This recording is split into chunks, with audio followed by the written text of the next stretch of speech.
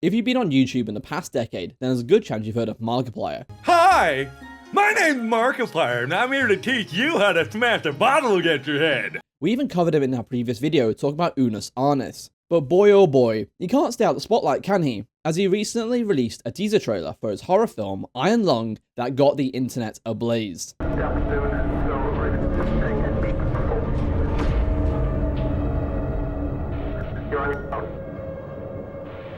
This right here is my favorite thing ever in the history of forever. I think about this every day. I think about this all night long. I stay awake, not sleeping, because I'm thinking about this. Now, if you don't know what Iron Lung is, that's completely fair, because it's relatively obscure. It's an indie horror game that Markiplier has played twice to an audience that now tallies to 11 million people. Oh, fuck Poseidon. That's a lot, but it still makes it a relatively niche horror game to the mainstream. But like with all things, it only takes one spark to start a franchise. So let's dive in. Let's talk about Iron Lung, shall we? So, David Szymanski created Iron Lung, and it struck a chord with Markiplier and many fans of indie horror games. The game invokes a creepy, claustrophobic atmosphere as you're locked inside a midget submarine that goes underwater into a horrific blood ocean to explore the depths to find out what lies below. That's the general premise, but what makes the game so intriguing is the creative but limited amount of lore surrounding the who's, what's, and why's of the submarine and the world it navigates. And as a result, it's caused the creation of fan theories because it's just so tantalizing. Why? Well, it's because the game is based in the future where a quiet rapture happened, causing all stars and habitable planets in the universe to disappear. And for some reason, the last known remnants of known life on these starships think that these blood oceans have the resources desperately need to sustain human life. I could continue and spoil the story's twist, but trust me, and instead watch either Markiplier's playthrough or just play it yourself, as you're in for a treat, and you'll see why it's so intriguing. But the game's not just intriguing. It's a successful game within the ecosystem of horror games on YouTube, as the search term has always been on the rise and remained high. This is due to many high-profile YouTubers covering these games as they're so fun to watch. Okay, what? What the fuck? Spooky. Very spooky. So all of this combined creates the foundations of a would-be successful horror movie, as it has expansible lore, a unique horror theme, and a passionate community already chomping at the bit to get more information. So that, my friend, sounds like movie-style tickets waiting to happen. But obviously, that's not enough to change the movie-making landscape, as there are thousands of horror films out today. The catalyst to the change will be that Markiplier is at the helm alongside the game developer, which means more than you think. And that's because YouTube has a mixed history with movie making.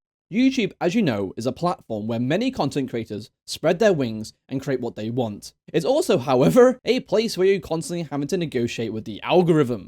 For this reason, as well as the prestige of getting into filmmaking, there have been quite a few YouTubers who have branched out into filmmaking. These people include Shane Dawson with Not Cool, which is exactly what the film is, not cool, to the point where Shane even apologized for the harmful jokes, and the absolute freaking abomination of Fred the Movie, which was way beyond not cool, with the only good thing coming out of it being the John Cena scenes.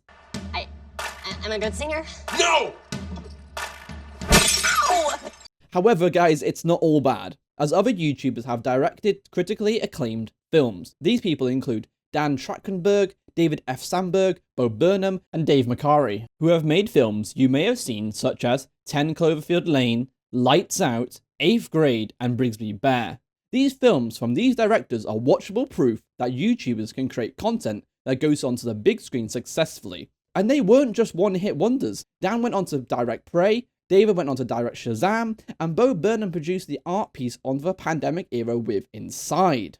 But there's one super duper important thing to mention that all these directors have in common. None of them are currently YouTubers first and foremost. They have just had a presence there in the past and no longer reside. Which is why Markiplier is different. YouTube is the platform that made him, and it's also where his current audience still resides. And now he is starring in, directing, and editing the film himself. That's almost, if not wholly, unheard of from YouTubers, as they have always had difficulty getting movies made. Which is why we're going to use Corridor Digital as a prime example of this. They are a YouTube channel with 6.1 million subscribers, specializing in making short films, animations, and VFX videos. I challenge you to rock, paper, cross blades!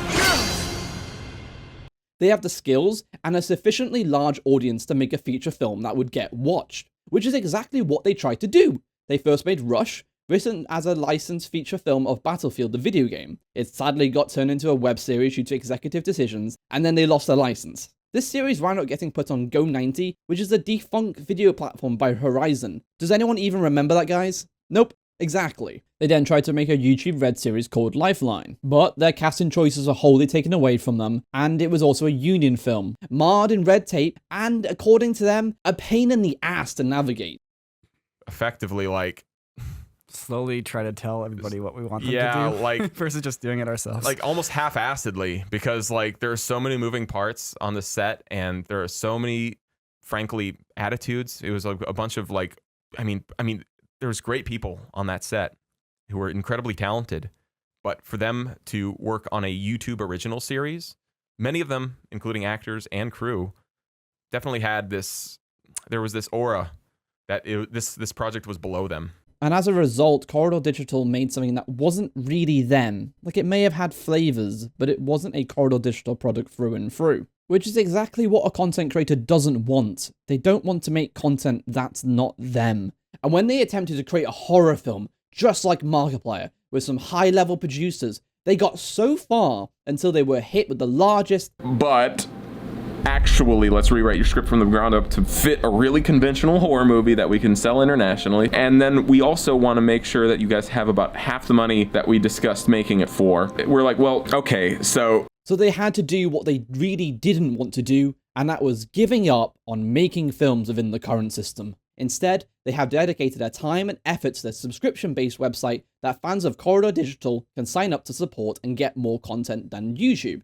Therefore, the troubles that Corridor crew face trying to make films showing why it's such a big freaking deal that Markiplier, who has 34 million subscribers, a top 10 gaming channel, and a top 100 channel on all of YouTube, is making a film that is coming to the big screen. If Markiplier is successful in his endeavor, it could start opening the doors for a bunch of other content creators wanting to do the exact same thing. But it's not just YouTube that has a difficult time making films.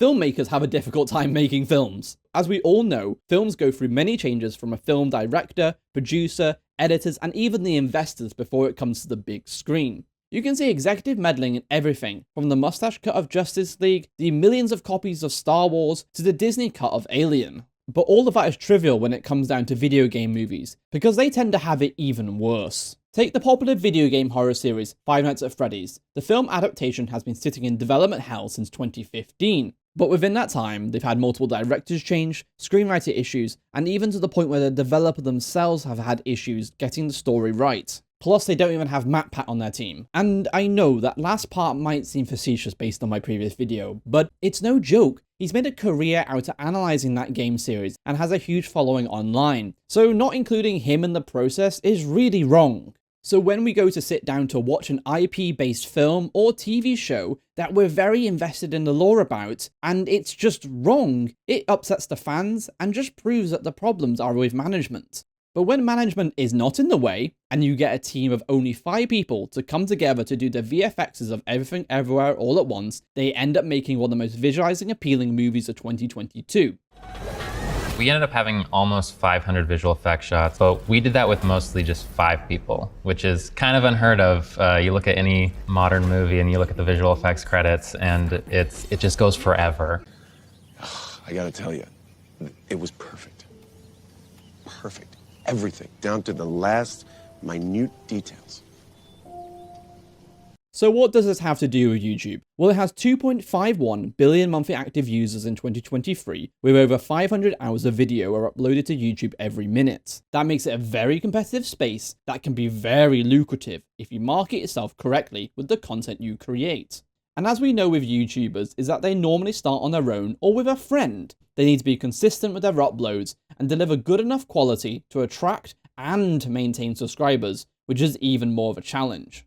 A YouTuber's life is also in the hands of their fans, and if they don't commit to quality and consistency, then the channel starts to die, the income drops, and that's goodbye, mwah, and good night, bang.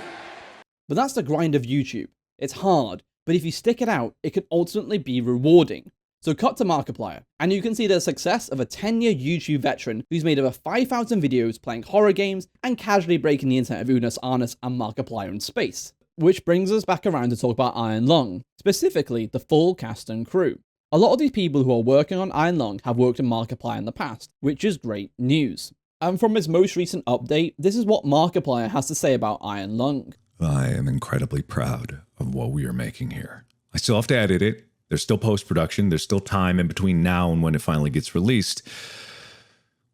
But this was a new one. This was another level. David, the developer of the game, he has been involved every step of the way. Andrew Hulsholt, who is an incredible composer, is going to make the soundtrack, and he made the piece of music that was in the teaser trailer, just this incredible, haunting piece. And because Markiplier has such a massive YouTube channel, whenever he feels like updating people, he can just make a video, or a short for that matter. And within the circle of YouTubers he's in, not the least of which is previously mentioned Corridor Digital, he's automatically got a reach, which means everyone's going to be talking about it. Like, there were actual articles from news organizations, and like 30 different publications made a story about it.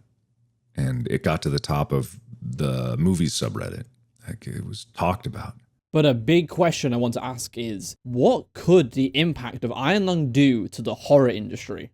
The horror movie industry has pulled in $13 billion since 1995, making the 6th most popular film genre. That's an impressive amount of money, but it should be noted that 99.9% of them are not video game adaptations. That makes sense because most directors want to work on their own horror films, but when a director has tried to, they fucked it up royally. What the fuck is this piece of shit?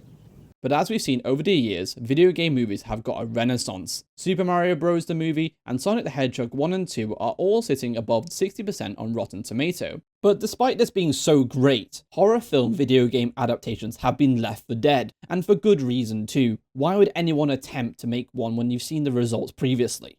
But that's brilliant for Iron Lung and Markiplier, because it has the chance to be part of the growing surge of 1. Video game movies, and 2. Film adaptations based off horror games. It might just be the first genuinely good horror game adaptation, and if it is, it could absolutely blow the doors down on how horror game adaptations should be made. Is it a low bar? Sure, but when expectations are low, the chance to exceed them by a lot is higher.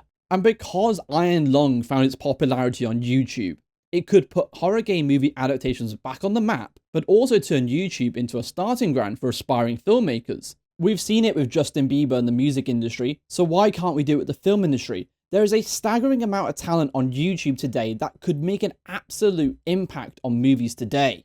And breathe. Sorry, but I'm so incredibly excited about this, but I'll do you a favor and condense it down into my final thoughts. Movie making isn't an easy job. Breaking into film means understanding systems, rules, and regulations, all of which put content creators off. But the film industry hasn't gone out of its way to welcome the generation of aspiring storytellers, editors, and entertainers either. Things are going to change with Iron Lung. I feel confident Markiplier will create a great horror film based on a video game, and in the process, put horror game video game adaptations back on the map as a thing worth making. Could you imagine Control as a movie? Oh, it'd be so good!